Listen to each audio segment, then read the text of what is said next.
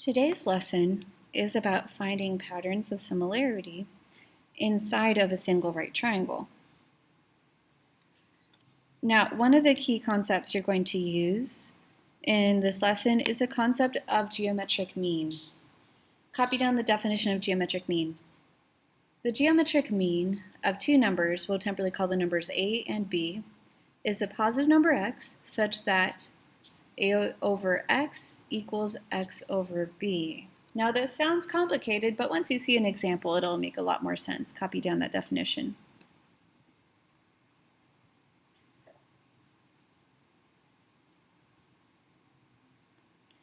Now, when they're asking for the geometric mean of numbers 2 and 8 are going to be our a and b. And our job is to solve for x, figure out what x would be in this proportion to make this proportion true. So go ahead and make a proportion with fraction bars. We know x is here and x is here. X is a geometric mean, it's what we're going to be solving for. And our a and our b are 2 and 8. Now to solve for x, to solve for a geometric mean, we just cross multiply. X times x is x squared, 2 times 8 is 16. And then finish solving for x. Now to solve for x, we need to get x all the way by itself. That means canceling out the square, the exponent. Now the opposite of squaring something is square rooting something. So to cancel out the square, we square root the x squared to get x by itself. Just keep in mind, the rule still holds true. Whatever we do to one side of an equal sign, we must do to the other. So we square root the other side of the equation as well, square root of 16. What do you get for square root 16? You get 4. So our geometric mean for 2 and 8 is 4.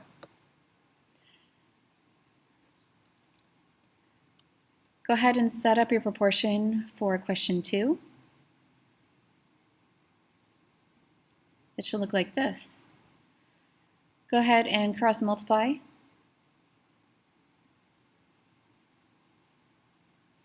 You should get x times x is x squared, 4 times 6 is 24. To get x by itself, you have to square root both sides, but this time, when we square root the right side of the equation, it's going to take a bit more work. So a quick review of how to simplify a square root when it's not a perfect square like 16. When you have something like square root of 24, to simplify the square root, you make your factor tree. You could break it down into multiple things, 2 times 12 or 3 times 8. I'm using 4 times 6. And then you take each factor and break it down more. You look at all the ends of the branches, the numbers that did not break down into anything smaller, and you list them out. Those are the prime factors of 24. 24 can be rewritten as its prime factors 2 times 2 times 2 times 3. You look for pairs of the same number and circle them. So each pair of numbers you circle, that stands for one number outside the square root. So a 2 moves outside the square root, and then you have a leftover 2 times 3 inside the square root, so they multiply back together into 6. Your final answer is x equals 2 square root of 6. Try question 3.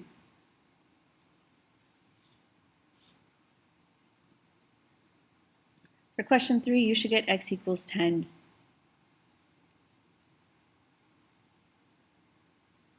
Now go to your postulate paper.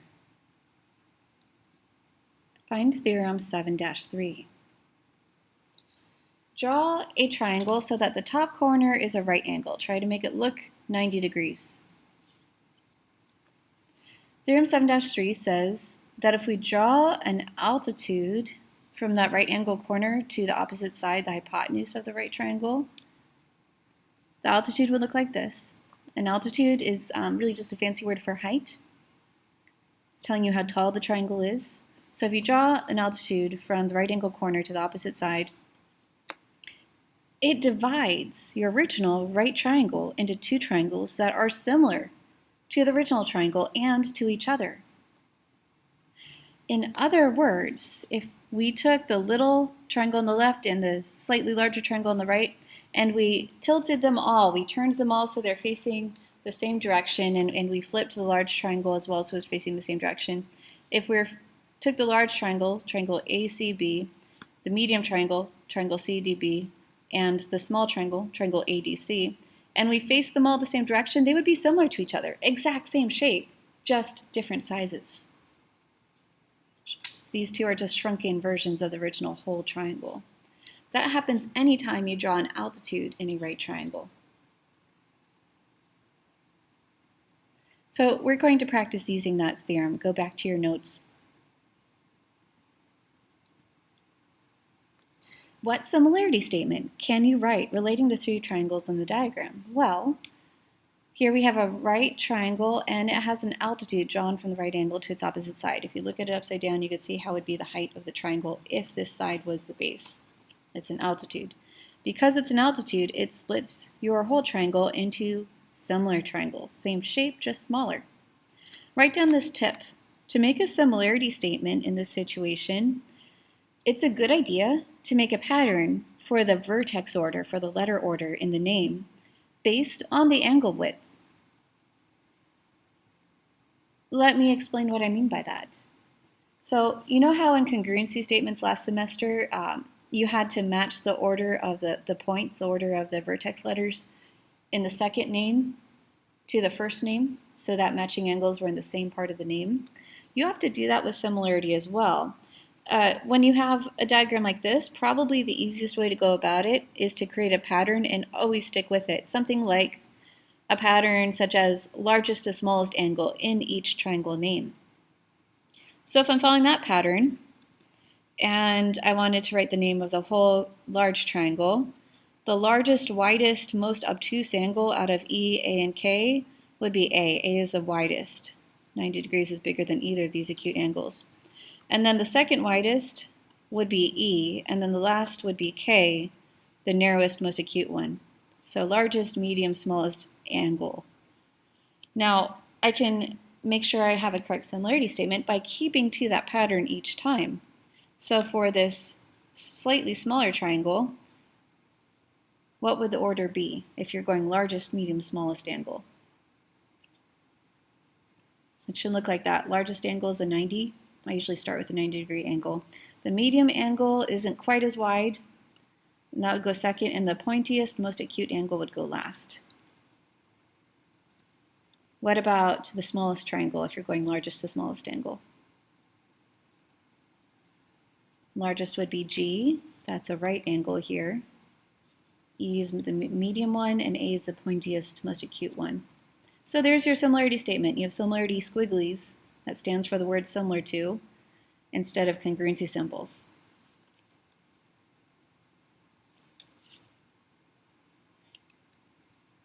Now go back to your postulate paper one last time. The two corollaries to 7-3 that we're going to look at now are actually going to be what you use the most today to solve problems. So take really detailed notes on this one and the next one. Because they're a little bit complicated, you need all the notes you can get. First off, highlight the word altitude. That's going to be key for corollary 1. So remember, corollaries are child theorems. They're taking a theorem one step further. They're inheriting a lot from the original theorem, such as the idea that we're drawing an altitude in a right triangle, such in theorem 7-3. So we're taking that idea, but they're saying that altitude you draw in the right triangle is actually, its length is actually going to be the geometric mean of the segments of the hypotenuse. Now that sounds really complicated at first, and this proportion equation saying segment AD over CD equals CD over DB is the way they officially put it in textbooks, but the way I recommend you memorize it is a little bit more straightforward. Copy down this equation as well. Once I get to it, here it is. Really, this proportion stands for this idea. If you make a proportion taking one piece of the hypotenuse over the altitude, and you make it to altitude over the other piece of the hypotenuse, you have a true proportion that you can cross multiply to solve. In other words, the altitude is where x is in the geometric mean equation that you learned at the beginning of notes. The altitude is what's there twice as x, And if you plug in the lengths of the pieces of the hypotenuse, AD and DB in this case, you can solve. So this is probably the most important thing to write down, this formula in purple. Now go to corollary 2. Highlight the word leg. So the first one was solving for the length of an altitude. This one's solving for the length of a leg side in a right triangle. The diagram's essentially the same, but the proportions are focusing on a different part of the triangle. Remember that when we're talking about leg sides of a right triangle, we're talking about the two sides that are not the hypotenuse, not the longest side. So the blue side and the green side are the leg sides. Now, these two proportions are the official way you'll see this theorem in textbooks, but what I recommend you actually memorize is this, because this is really what that pattern represents. When they say the leg of the triangle is the geometric mean of the hypotenuse and the segment of the hypotenuse adjacent to the leg, they're really saying the leg is a geometric mean. It's there twice, where x is in the geometric mean formula. And then the two numbers you plug in are the length of the whole hypotenuse, the longest side length, and the closest piece of the hypotenuse to the leg you're solving for.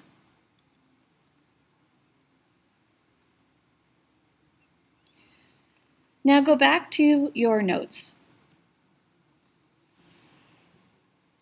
Question 5, identifying whether each proportion is using corollary 1 or corollary 2.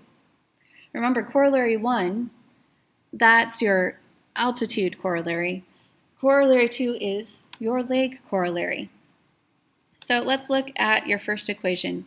Highlight what the geometric mean is, the thing that's there twice. Find that on your triangle. A is here. Does A look like a leg or an altitude? If it looks like an altitude, you say corollary 1. If it looks like a leg, you say corollary 2. Corollary 2, because that's a leg corollary, and A is a leg side of the triangle. Part 2, highlight the geometric mean and find out on the diagram, does M look like a altitude or a leg? If you said it looks like an altitude because it's the height inside the triangle, well done. And that tells you they're using corollary 1. They're saying x and y, the pieces of the hypotenuse, are the numbers that you plug in to solve for m, the altitude, in your geometric mean formula. Try the last one. If you said corollary 2 because b is a leg, well done.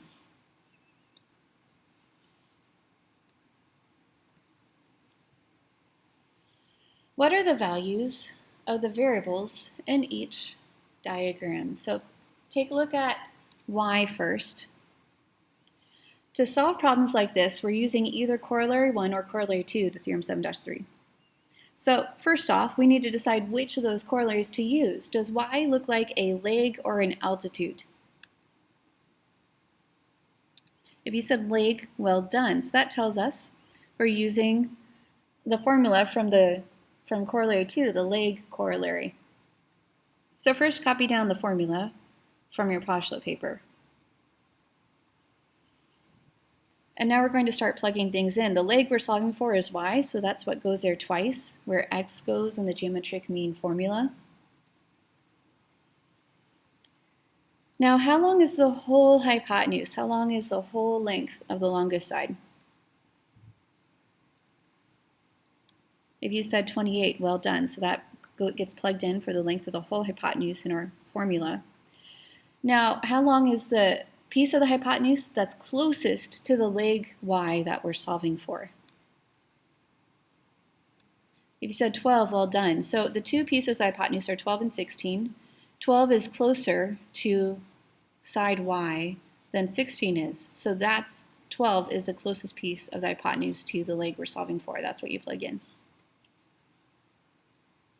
Now you can cross multiply and solve, just like page 1 with the geometric mean problems. Y times y is y squared. 28 times 12 is 336. Now, to get y by itself, you have to square root, but notice how when you square root in your calculator, you get a run-on decimal. That's a sign that you're going to have to do a factor tree to simplify the square root. Pro tip. The fastest way to break it down is to remember how you got the 336 in the first place. You got it by multiplying 28 times 12. So let's break it back down to 28 times 12. Then you can factor it further until you have all your prime factors. So take the end branches that didn't break into anything smaller. 2 times 2 times 2 times 2 times 7 times 3. Circle pairs of the same number. When you simplify the square root, what did you get?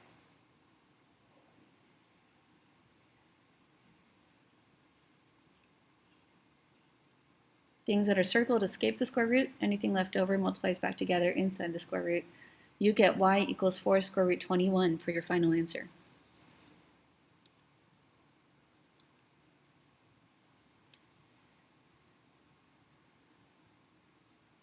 Now, same problem, but this time we're going to solve for the length of x. Does x look like a leg side or an altitude? If you said leg side, well done. The altitude is the height in the middle of the triangle. So this is a leg side. It's a side that's not the hypotenuse. That means we're using the same formula you did for y, since that was also a leg side. You already figured out, well, x is what we're plugging in for the leg this time. How long's the whole hypotenuse? You already figured that out. It was 28 when you added up the pieces. Now, what would you say is the closest piece of the hypotenuse to x? If you said 16, well done. So really, the only thing different from solving for y is that the closest piece is now 16. 16 is closer than 12 to the leg side we're solving for now. Cross multiply.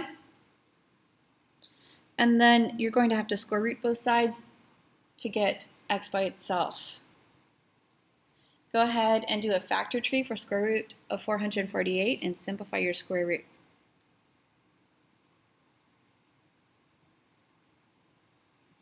You should get x equals 8 square root of 7.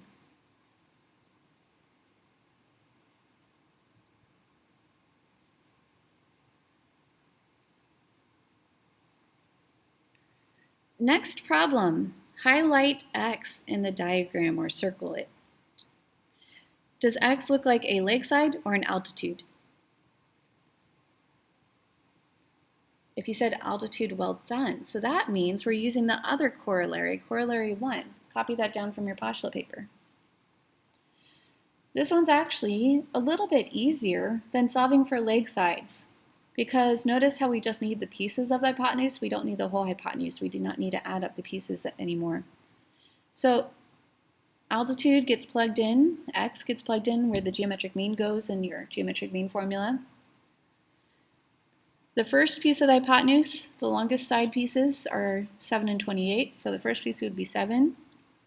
28 would be the other piece of the hypotenuse. Go ahead and cross multiply to solve.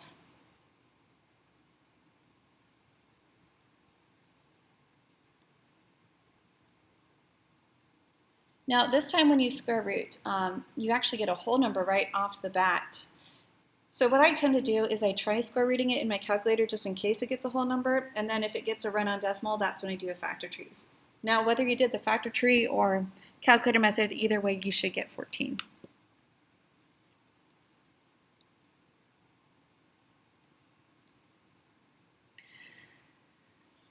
Now number 8, first we have to decide if we're using the altitude corollary or the leg corollary. So let's identify things we've got. Longest side here is hypotenuse. These two sides are the leg sides, and 5 is the altitude. Now this one's interesting. I want to point out that the variable this time is not on the leg sides or on the altitude. B is just a piece of the hypotenuse, so it's not obvious which theorem to use right away because B isn't either leg or altitude. So let's stop focusing on the variable for a second and look at what sides and pieces of our diagram we have numbers on. Notice how this leg side has no number or variable. This leg side has no number or variable. that means there's nothing we can use for the leg corollary. Leg corollary is ruled out because there's literally no number or variable on the leg sides. So leg is ruled out. We have to use the altitude formula instead. The one weird bit is that this time your altitude is a number. All right, go ahead and plug in your information into your proportion for altitudes and cross multiply and solve.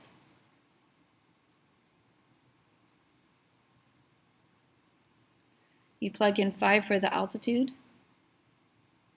The pieces of the hypotenuse are 3 and b. When you cross multiply this time, to get b by itself, you do not have to square root. You just have to divide by 3. You could either leave your answer as a fraction or write it as a decimal. I'm not really picky. Either way is just fine.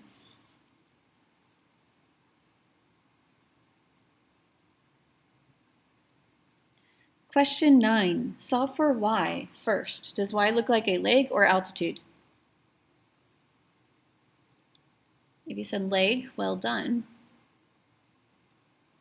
What would you plug in for whole hypotenuse?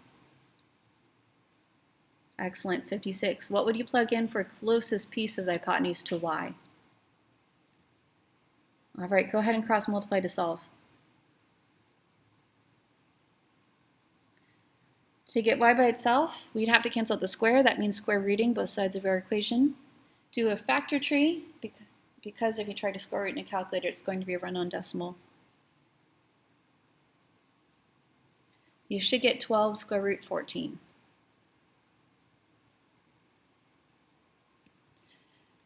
Now solve for x.